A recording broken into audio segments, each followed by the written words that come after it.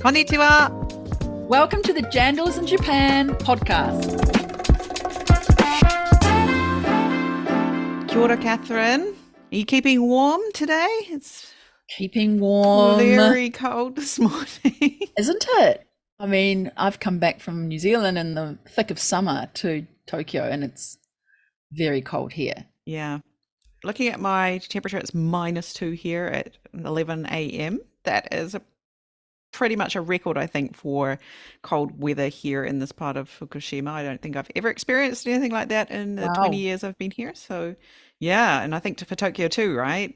Yes, they were very proud to announce on the TV that it was -2.9 earlier in the morning. And then when I was up watching it, it was -2.3. I don't know that I've actually had a minus at the front of a weather forecast at that time in the morning. It was supposed to snow last night too, Jane, and it Yeah. didn't in Tokyo. I think everyone was sort of geared up for that and it didn't happen, but Yeah. it is chilly. It is chilly, yes. We were geared up for snow as well. We actually had some, and we had about less than 1 centimeter on the ground outside last night. And I thought, oh, that'll be there in the morning because it's so cold. But then I think it was the roaring wind that we had last night, and we woke up and there's not a snowflake to be seen. And my kids were so disappointed. That's a shame. It's kind of fluffy snow though too, isn't it? It's not wet It'll snow blow like you get in away. New Zealand. Oh, it blew away. Yeah, that Probably. makes yeah. Yeah. And so I asked my mother-in-law, how's things down your part of Japan? Because they live on the Sea of Japan, get a lot more snow. And she sent me this picture and she said, oh, we've got about 20 centimeters and they live Oh, right on the sea. So wow. that's quite a bit. And she said, oh, the elementary school, the primary school is closed today. And so I sent this picture on to my husband and said, oh, your old school was closed this morning. And he's like, what? When I was a kid, we used to walk to school in 50 centimeters of snow. And it's like, it's a good 2 kilometer or more walk to get to school in Ooh, the snow. It was no days off school back in the old days. But yeah, they closed the those school days. In my day, today. remember those? Always told in my day, I'd get In on my a day. bicycle and my Yeah, up knees the would freeze hill. up and I'd have to go to school. That's my Mm. dad. Ah, those are just, hasn't times changed? I Yep. mean, think about it. We've just a bit of a softer generation maybe now with this Mm. way that we treat ourselves in the weather. I don't know, but Mm. Japaners get so frantic about the snow, don't they? Oh, they love a good snow drama on the news. It makes hours and hours of TV. It's great, especially when you have to fill all the hours of all the channels with Japanese content every day. So, yeah. Exactly. So I remember typhoons, right? Go home, stay indoors, don't go out. And I remember there was one invite to go to a cherry blossom viewing on the night of a storm, and I just started with a new company, and I said, no, no, no, I can't go because I've been told to go home, and we have to stay in. And if I went out, I'd be a naughty lawyer who's gone out and A broken the naughty compliance. employee, not following the company's rules. And I Yes. missed the beautiful cherry blossom, and it wasn't quite what it was, going to be in terms of the strength of the wind. So, Mm. I get it, but I don't get it. I don't Yeah. understand. It's overhyped. Let's just be accurate on that. Mm. But it does mean when that little snow comes in very quickly at the end of January and beginning of February, spring is really just around the corner, and I really feel it. Yeah. So the cherry blossom forecast is out. People are booking their trips to Tokyo, getting ready to come and enjoy it this season. Who knows when it will actually be? So my top advice for people coming from outside Japan is book yourself to Japan and your first couple of days after that, and then maybe just be really flexible about what you're doing after that, because I have heard so many stories, people coming and they've got their plan all sorted and all their accommodation booked, and then they get here and the cherry blossoms are not blooming where they're going. It's either already finished or it hasn't happened yet, and they miss out. Such When, good yeah. advice, Jane. I know that I think it's March 25, 26 is when full bloom is supposed to be in Tokyo, for example, but it might not happen. I mean, it's cold now. It might mean that Depends they what come out a happens bit between now and earlier. March, right? So Yeah. be super flexible. You're just spot on there with the advice. Well, all of this talk about weather and then satellites leads us to our topic for today, space, Exactly. the Yes. final frontier. We have got a really interesting guest today because it's Professor Aglietti, or commonly and colloquially and friendly way of calling him is G. He likes to be called G. So G is director of the Space Institute. up at Auckland University. And he is talking today about satellites and the collaboration that is happening between Japan and New Zealand in this area. He's got a wealth of information and really interesting factoids that I didn't know about space and the collaborations that are happening there. We actually got to meet him in Japan too, Jane. We did. He made it to Japan for the conference down in Beppu, which we talked a little bit about on other episodes. And we had a fantastic time. As you will hear, he is such a great character in person as well as online. Please enjoy listening to all of this information about space, but also about planning for your trip to Japan. Kia ora, G. Welcome to the Jandals in Japan podcast. Great to have you on the show today. Thanks for joining us. Pleasure to be here with you. Alrighty, we like to start off with a warm-up question. So today, the question is, you have just landed in Japan. What is the first thing on your to-do list? I haven't prepared my to-do list yet because there are 3 days before I arrive there. So I think usually I tend to leave certain things for the last minute. However, I spoke with, at the last conference where I was in Paris, I met some Japanese guys. And when I told them that I was going to Beppu, they told me, absolutely, you have to go in the baths, the steaming baths, something. And they told me it's absolutely the experience that you have to do. So actually, yes, that thing is in my list. Excellent. A hot spring is definitely a to-do when you get to Japan. And make sure you, before you come, take a moment to Google or YouTube how to use a hot spring in Japan, because there's a special way to hop in to get into the bath, right? Okay. And I wouldn't want to embarrass myself doing that. That's right. Yeah. So it's a great idea. Just Google that before you come, and then you will be able to really enjoy it with confidence. And I'm sure perhaps you can tell me what. Could be something that can be said. Well, the short answer is you need to take a shower before you get in the bath. All right. You need to clean your body before you get in. That seems like a good idea. It's a great idea, actually, when you think about it. So, definitely check that out and find out the best way to enjoy the hot springs. How about you, Catherine? You looking forward to a hot spring? I am. It's going to be really fantastic heading to Beppu shortly. And be able to take advantage of the hot springs there. And I think there's one hot spring back in South Island of New Zealand too, near Christchurch, where they have a Japanese style. So you actually adopt, instead of say Rotorua, where you might use your swimming costume to go into the hot pool, in this place in near Christchurch, you have to do Japanese style because the owners are Japanese. So just remember that between the North Island and South Island, there's even a difference with the hot pool entering etiquette. Oh, okay, yeah. So no need to bring your swimsuit with you when you come, G. You can leave that behind. You won't need it in the hot springs. Usually I bring those things with me because you never know. You never know. Yeah, it's good to know that in case I forget, I still can. I'll remember the shower before I get in. Yes, definitely. Anything you'd like to ask us? Some advice about coming to Japan. You already told me about the bath. Again, anything else about Japan and the way people do business, and is it very different from the Western world? Your point of view? Or have you got some business cards? Let's just ask you that. Have you got business cards? Well, I have not many because these days I tend to everybody tend to use Not in Japan.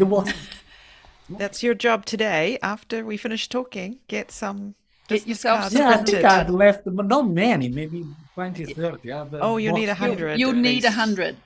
So are still very much used. Yes. All right. Okay. Yes, Very there's at least interesting. 50, 60 companies joining that event that you're joining. And there will be people within that. So you might have 5 people in one organization that you have to give each of them a card. Yeah, because now also at conferences more than people exchange. You directly airdrop your details on the mobile phone not in to another Japan. person, or you check the website. Everything is on the web, all the details. So Japan is business cards. So please, that's your first. This is a very useful piece of advice. Thank you.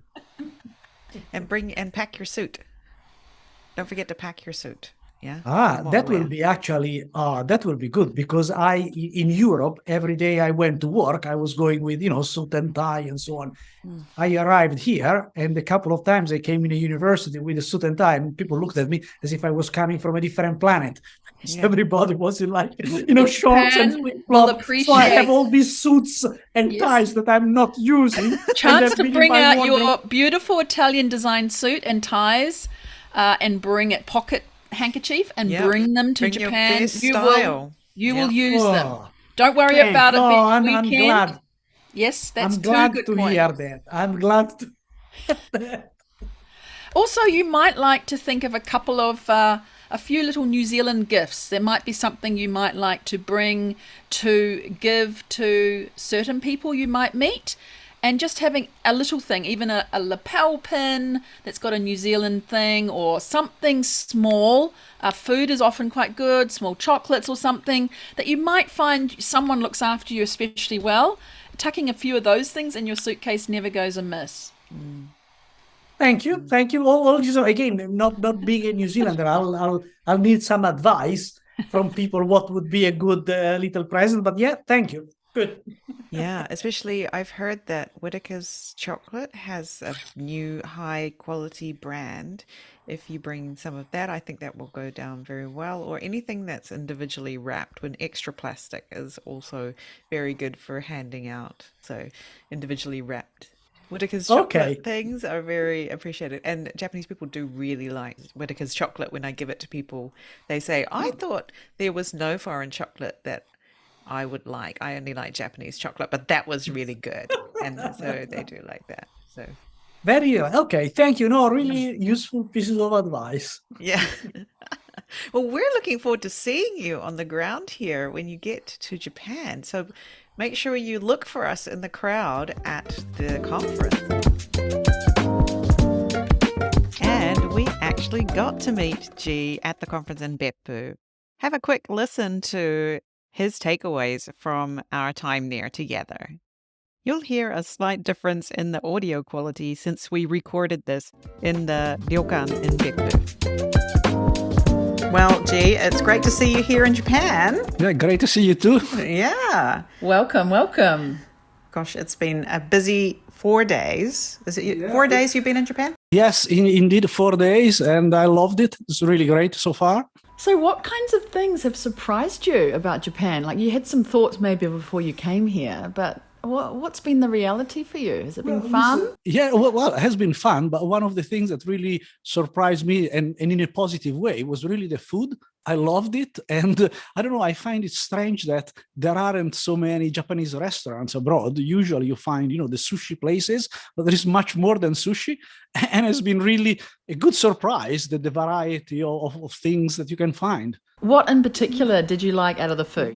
All the fried stuff, vegetables, tempura, are really... Tempura, yeah. Yes, it was really nice, really nice.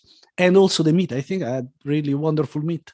At one of the events, we had wonderful Wagyu. Yes, and talking about events, another of the impressions is that everything was quite formal, all the speeches, and there is like a ritual for doing things. And maybe when you go to conferences and so on, normally it's a bit less formal, let's say. And here I found that, I think it was nice, no complaints, but I found it was a bit different from the conferences where I would normally go.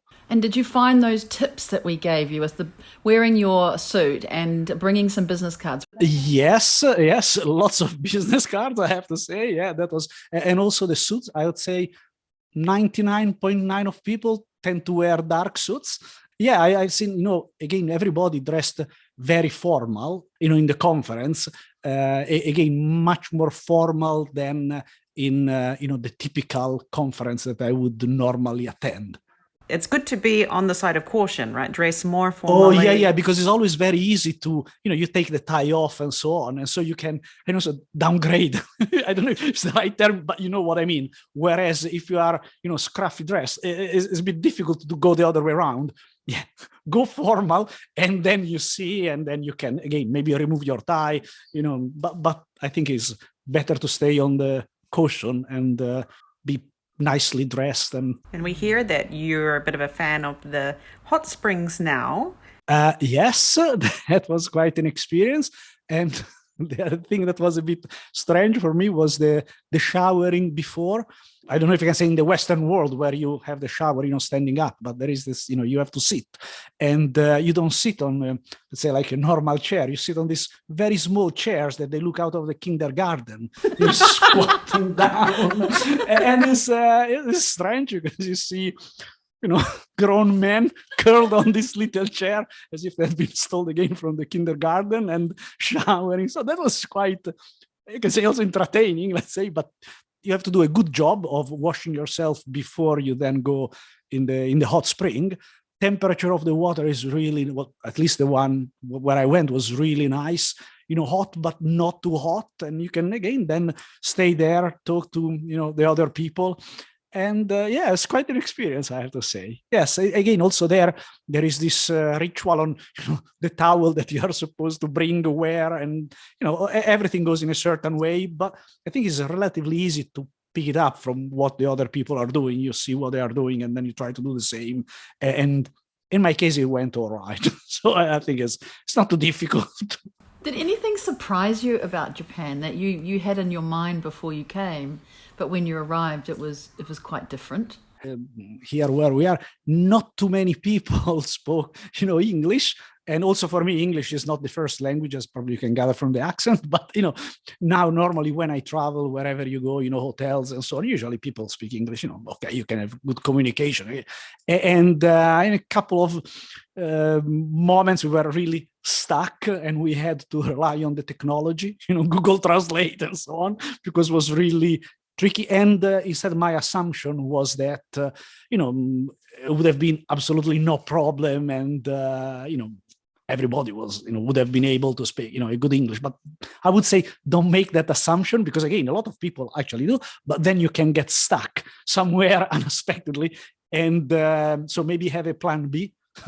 I don't know, if you have to go somewhere with a taxi, make sure you have, the address written somewhere so you can show the taxi driver where you have to go, some little things, or make sure that you have network for your mobile phone if you have to use, Google Translate or everything. But be careful, because those things can happen. And if you could sum up Japan in one word, what would that be? What comes to mind? Oh, one word is difficult, but to me, I don't know, maybe the attention to details for a lot of things. Even everything was nicely folded in the bedroom, and the position of the various things, that I leave them in a certain way, and then you come back and everything is really precise. The way, I don't know, the food is arranged. A lot of, again, a lot of attention to the detail. That is what I think is I noticed, which again is a very positive thing, because it's very nice. And also the hospitality, I think, was very, I don't know, it seems that, again, maybe it's just my impression, but I sort of felt quite welcome. The guys, people seem to be very helpful in the hotel to try to understand what you are saying and what you would like to have. And they seem to be going, the extra mile to try to help you with whatever you're trying to do. And when you get back to New Zealand, you need to reply to everybody that you received a business card from and say, thank you, it was lovely to meet you. That's one of the homework items for you when you get back to New Zealand. Okay, I so look forward to my to opening my email, and there will be 10,000 emails, because when I've been here, I didn't really pay a lot of attention to my inbox, and so I'm sure that there will be a lot of emails waiting for me. Yeah. Japanese people do like you following up just to say thank you. It was great to meet you, and if it's someone you especially had a great conversation with, that you pick up from there where to do your next piece of work or connection or relationship building.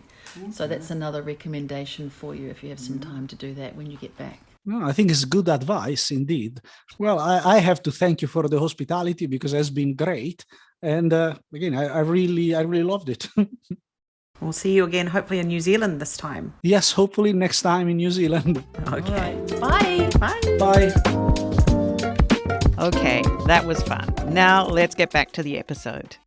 Well, G, we're so happy to have you on the show today. We are going into an exciting topic, what we might call the final frontier. We're talking today about outer space, and we just can't believe that New Zealand and Japan are actually collaborating in the space on this space, and we're really super pleased to be able to have you, the star of the show, who is helping New Zealand really bring the space to the forefront as a new industry for New Zealand. And we love that also Japan is being involved there, and so we can't wait to talk to you.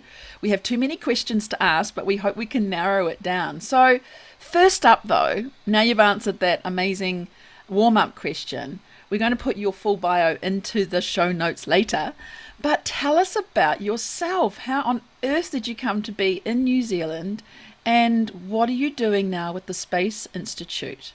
Yeah, as I said, before, it's a bit sort of unexpected, because in the early years in the space industry, so you didn't hear much about New Zealand. But in the last few years, has really come up. So going to international conferences and so on, New Zealand started to appear, had a decent stand, few things going on. And then I received an email from the University of Auckland, and they were telling me that they wanted to set up a new center, this Space Institute, to help growing the local space sector. So it sounded really sort of interesting and an opportunity to put into practice a lot of the things that I'd learned, in Europe. I've been working in this sector for 30 years plus.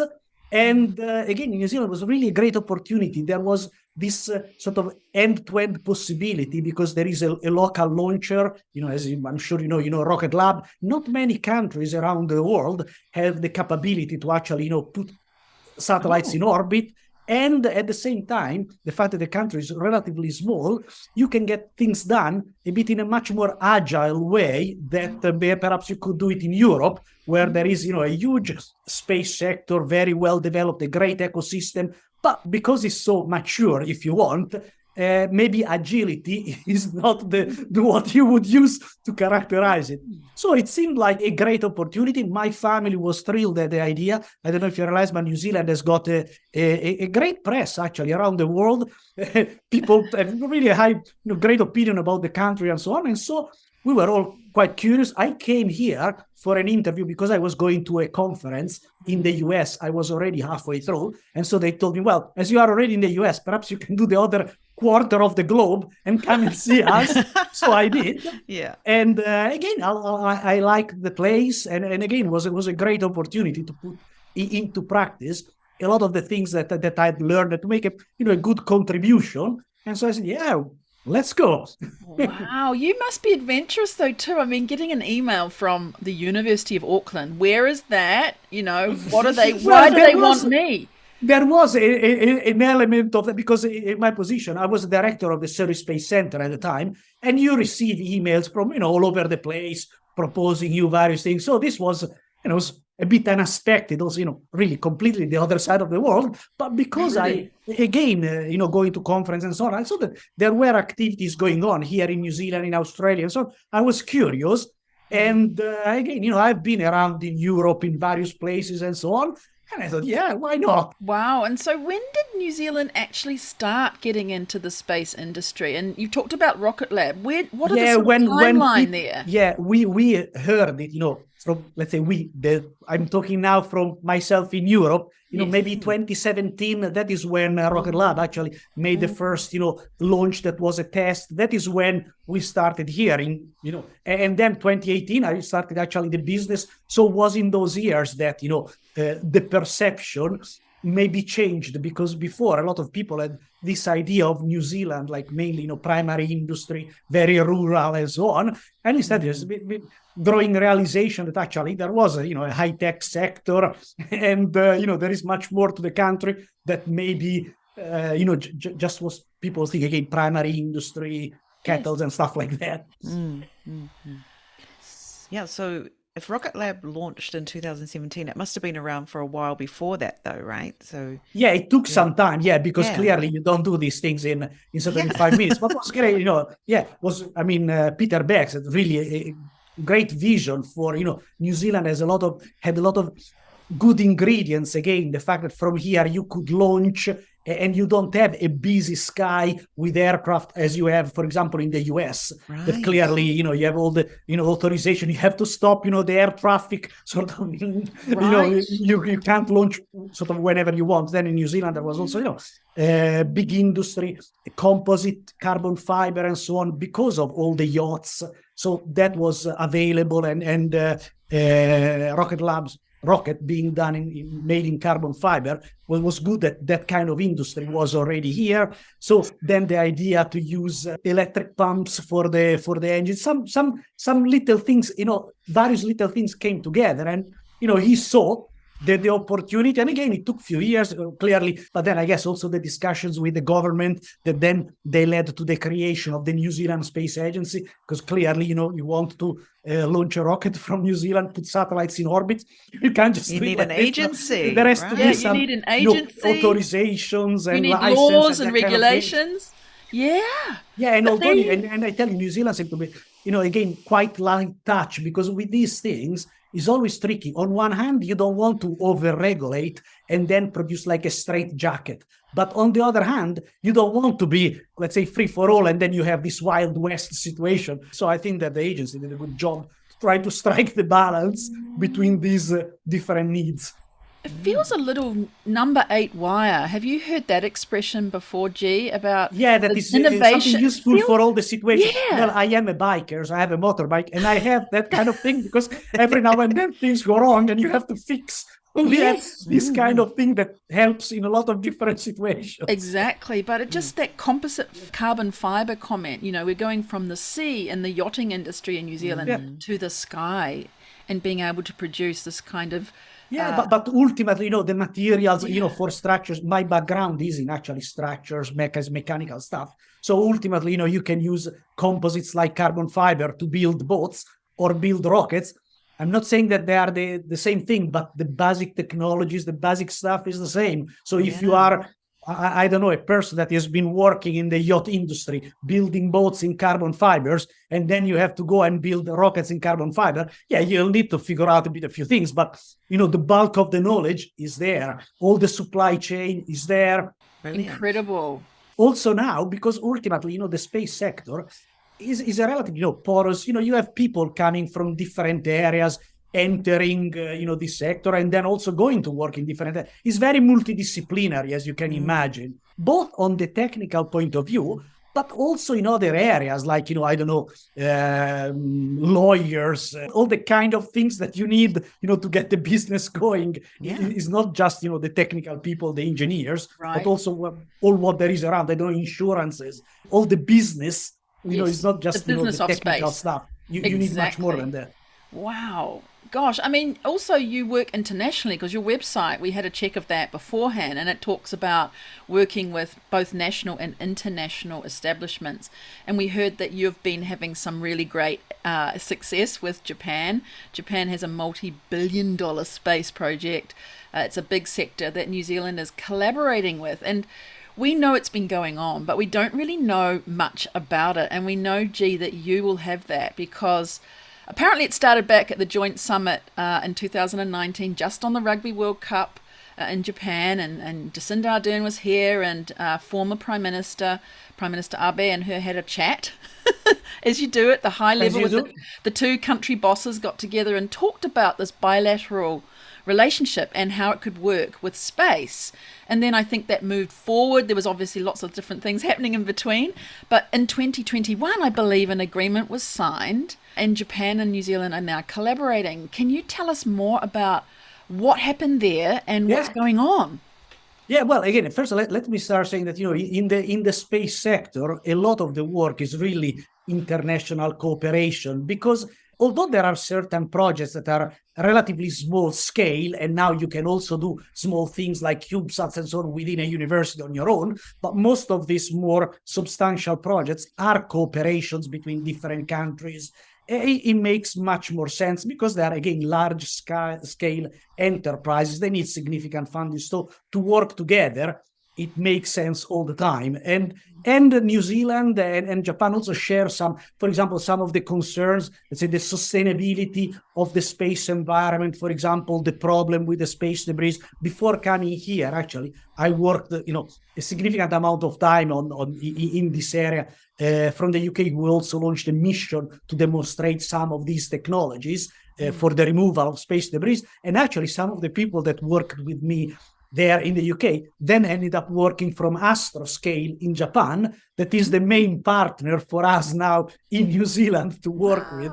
Great. But essentially, there are, various issues, but one of the areas that is still promising is the fact that clearly, 60 years of use of space have put in orbit, a large number of satellites that are doing very useful things like, the weather forecasting, you watch satellite television, so we all use GPS, wherever you go with your sat nav and so on. So all this is satellite technologies, but clearly a certain number of satellites that have been put there after, 10, 5, 20 years, they stop working and they're still there. So there is a significant number of debris, also the final stages of rockets that are putting in orbit these satellites. And so there is a growing issue of, let's check exactly where all these debris are. There is an area of research where we are quite strong, is space situational awareness and even space traffic management. And with this background, then again, New Zealand and Japan can work together, because in Japan there is again a very successful company, Astroscale, has been working a few years on technologies essentially for the removal of these space debris. Because, let's say, until a few years ago, people were, a bit relaxed. It's like if, your car stopped working, you just leave it there and you carry on and that's it. And if there are only a few cars on the road, maybe you can do it and that's okay. But when it starts to be a bit more busy, imagine in Auckland or in Tokyo, if your car breaks down, just leave it there and carry on. Yes. So there is an issue and also, a market opportunity, you can say, in starting to remove some of these objects, because you could have collisions, and then the collisions can produce a lot of debris that are polluting, if you want, whole orbits, making the situation, really dire. And because we want to continue to use space and rely on space technology, these issues of maintaining the sustainability of the environment, so removing, old satellites that are no longer working or upper stages of rockets, indeed is something that has to be tackled. So together, New Zealand and Japan are looking at these issues, and in particular, the two key companies, really Astroscale in Japan, Rocket Lab, but also ourselves, we have some contracts where we are, on one hand, investigating various scenarios on, what is the, let's say, most clever way or energy efficient way in which you can go capture some of this debris, give it to another agent that then will deorbit them, so some possible scenario. And then there is also actually a current contract between Rocket Lab and Astroscale, where Rocket Lab is actually launching an Astroscale satellite that will do a demonstration of getting closer to one of these large debris and maneuvering around, checking exactly the environment to make sure that in a future demonstration, it can actually be captured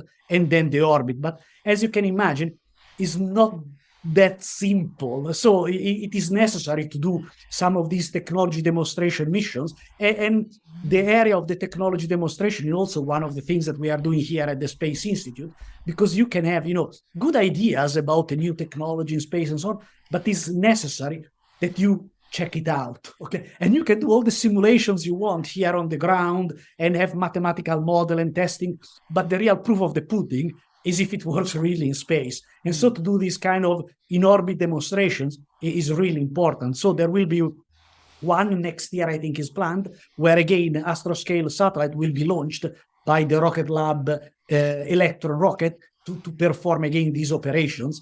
So these are the kind of things that are going on. And both countries, they are very, conscious about the environment, not just, the environment here on the ground, which is clearly, of paramount importance, but also in space. Similarly, because all the various space agencies in the last decades have been very active in producing, guidelines for all the operators to make sure that when they put in orbit a satellite, for example, after 25 years, they should have a method to dispose of this satellite. Collisions already happened, so it's not just an academic problem. It's a real thing. There is already a lot of stuff there. So we track a lot of these objects. The International Space Station periodically, has to maneuver to go, away from the trajectory of space debris. So is a real issue now. It's no more this, scenario that is purely, an academic thing. No, it's a real thing. So we have to be careful. Incredible. What an amazing story. And I have so many questions. I'm sure you do too, Jayne. But we were talking about before we were talking with you was, how the satellites were put up there without any return to Earth mechanism or ability to come back after their shelf life had finished up in space, and we just wondered why that wasn't thought of. But it seems like there may have been an excitement or energy to get everything up there, and as you said, nobody really thought about it because space is huge. So did it really matter? Is that where it was coming from originally? So yes, exactly, because ultimately whatever you do, there are always some, let's say like consequences and risks and so on. But if these are sort of negligible and minimum, then you don't worry too much about them, because otherwise, if you want to have sort of zero risk and so on, then you would never do anything. But so always people knew that, well, if we leave a satellite there, eventually what's going to happen about that? But the point was that, again, the risk was so infinitesimally small that perhaps that kind of attitude was justified, again, 50 years ago. Now, with the number of satellites that are being launched, every month, has become much more, again, there is much more traffic. Now we are thinking about, going there, capturing, removing them, because sometimes they are in busy orbits. And as I mentioned before, if they have a collision, some of these satellites are pretty big, the size of a double-decker bus, and they travel at about 7,000 kilometers a second, so incredibly fast. And if they have a collision, you can imagine the explosion and the fragments that will go everywhere and then maybe hit other satellites. And so it's important to try to remove some of the most dangerous objects that are in orbit. And so again, there is a good opportunity both for again New Zealand and Japan to work together at this issue. Exactly. So tell us a little bit more about Astroscale. Who are the people who work there? How many people work there? And anything that you know about from working with them that's rather interesting to share? I mean, it sounds like you've got some colleagues who are in the UK who came to work for them. So yes, exactly. They are going back. They are going back and forth because Astroscale has got also a, let's say, subsidiary in the UK. But the environment there in Japan has really helped. And again, I think to see that there is a real business at the end of the road is really helping. And I think this, the one of the potential removal of space debris, to me, looks like a very good opportunity. So Astroscale has been really good in taking advantage of this opportunity. What is it about this environment that you mentioned in Japan that makes it really very, very good, that's helped? What I perceive from here, and again, next week I'm going to Japan for the first time, so I'm not talking as an expert of Japan at all. No, but just I don't know much. But the perception is that there is a lot of sort of support, and this kind of network, people that work with each other, is maybe I don't know, the impression of people pulling all in the same direction. Right. Both, government, companies, having sort of like a dialogue. Also, all things seems to be going in the right direction. Do you see what I mean? Instead of people pulling in different directions, which is what often happens. Right. We've also heard that there's a collaboration on climate change and a kind of methane gas sensing. Well, satellite. Is Japan and New Zealand also working perhaps there or planning to work in that direction as well? Well, New Zealand, as you can imagine, is quite active on, the environment is important here. We have, perhaps one of the most, pristine environment here, unspoiled in most areas of New Zealand. So to try to preserve this environment is important. And in particular, climate change and the contribution that methane is doing, and the fact that, New Zealand has got a lot of primary industry, a lot of, animals that contribute to the methane emission.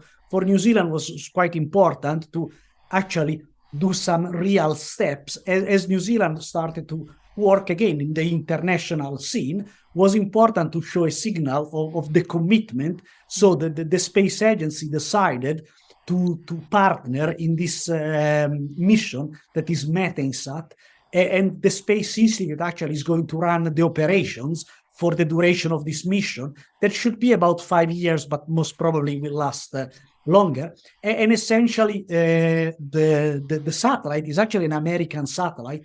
The Environmental Defense Fund is the organization that, let's say, lead the whole thing, but there was the desire to have, let's say, like an independent organization to monitor the emissions of methane from oil and gas industries in particular, because they are significant emitters. But we know that there is also a strong contributions from agriculture. And this is, for example, what New Zealand is particularly interested. So although the kind of instrument that was on this satellite is particularly focused on local strong emissions, like, again, oil and gas, there is a lot of research work going on to see if you can actually see in the current data these more diffuse emissions that are coming from, different animals spread around the field, what's going on. So although the instrument is not really optimized for this, we believe that there should be a way to identify some of these emissions. But it's important, again, satellite technologies are making, good contributions to our life, from, the sat-nav to Sky TV,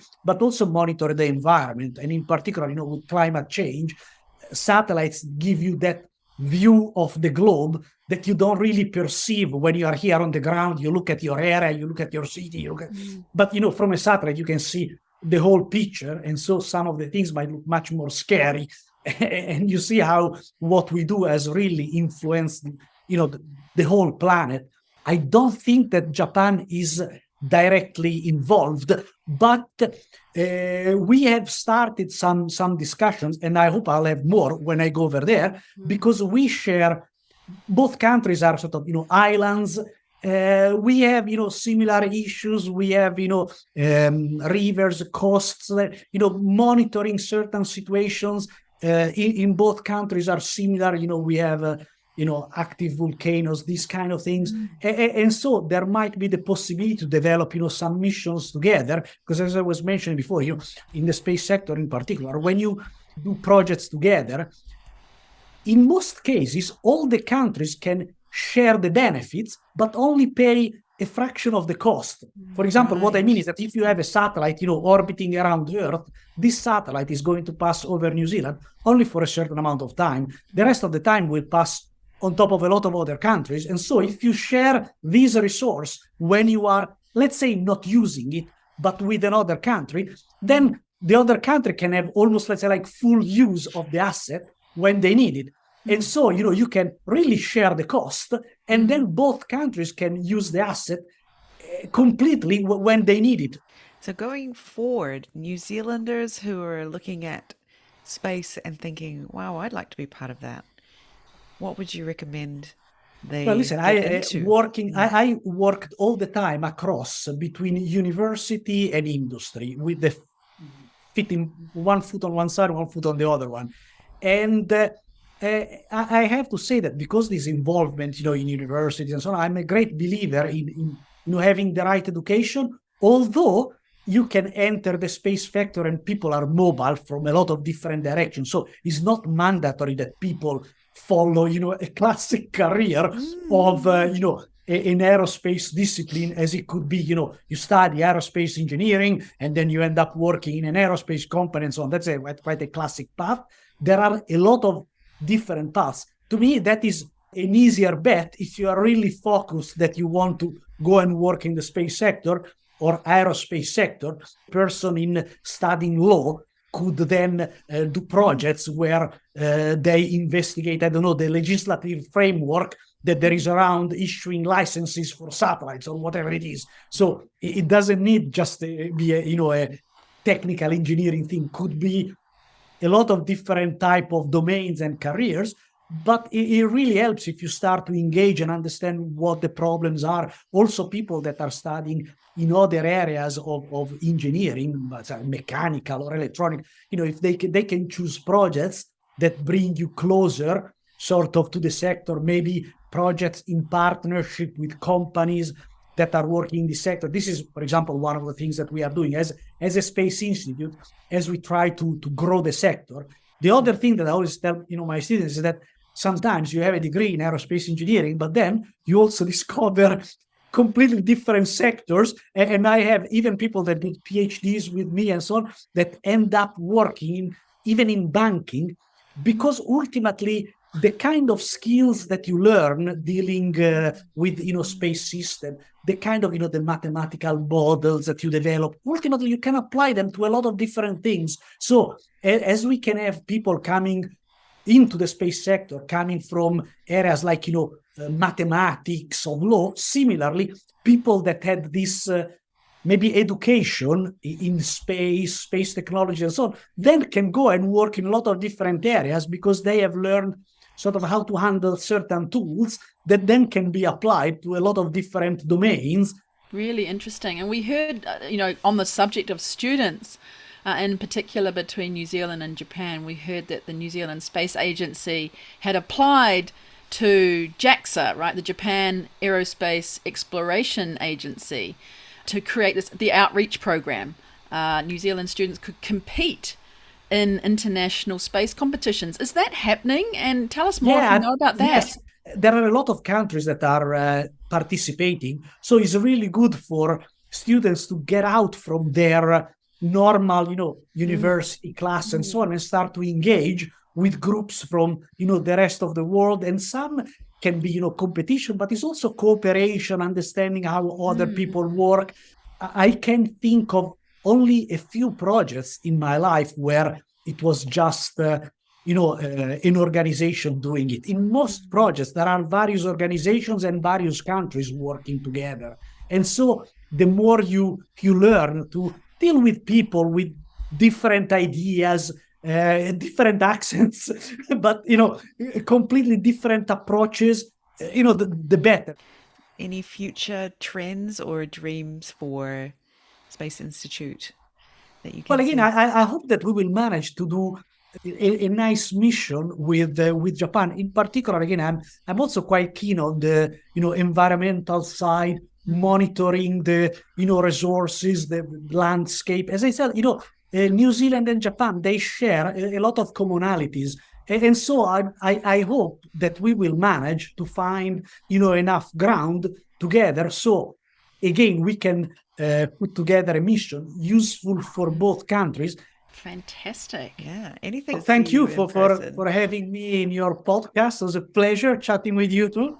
Congratulations, G. You are now a Jandal in Japan. Thank you. Thank you for telling us about the wonderful story of you coming. It's been a pleasure. Thank you for telling us about your story coming into Japan and also the activities going on between New Zealand and Japan in the space sector. We are thrilled to hear that information. Thank you so much. Thank you. Bye-bye. Oh my goodness, what a good time that was. Speaking with Professor Aglietti, G, as he told us to call him. What a great guy. How lucky is New Zealand to have him? Wow. Working there. Knowledge, his personality. What a great guy to be working with alongside. I can see how he would get on with Japanese people too. They would love his energy. I actually sort of saw stars when I was talking with him. Were you getting a bit fangirl?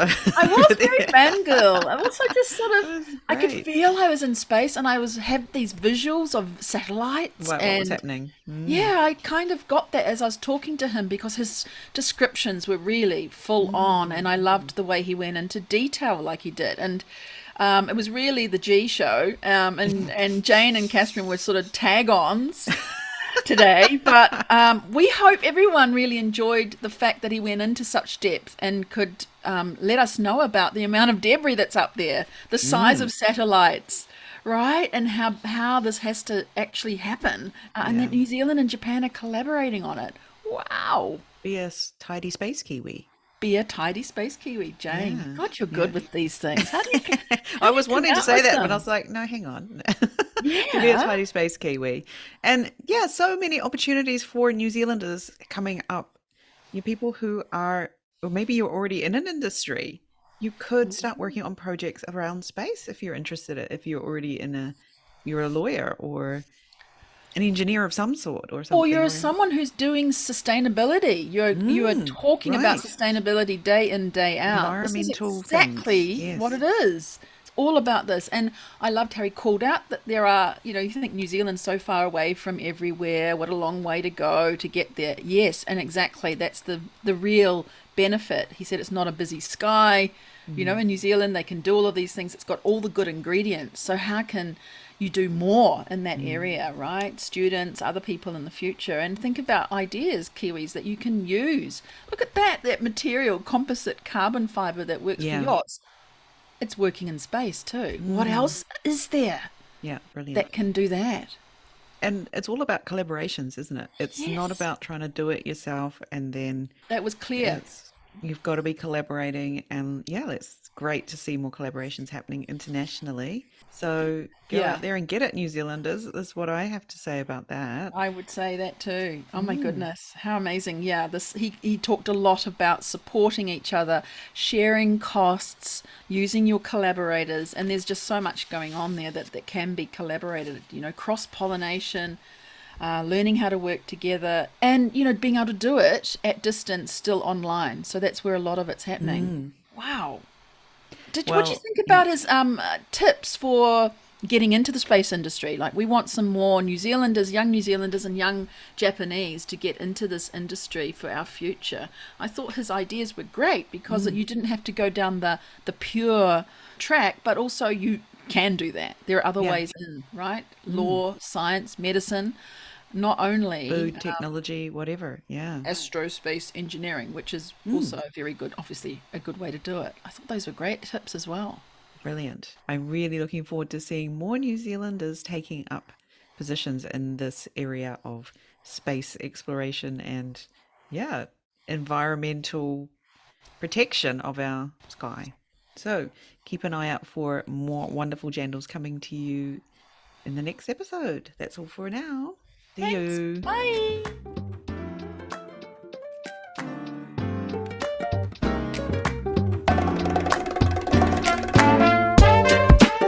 Thanks for listening. Make sure you check out our guests' links in the show notes. This podcast is brought to you today by Catherine O'Connell Law and Pod Launch with Jane. If you have a great story you think should be on the show, come and find us on LinkedIn or Instagram. We'd love to hear from you. See you next time. Mata ne!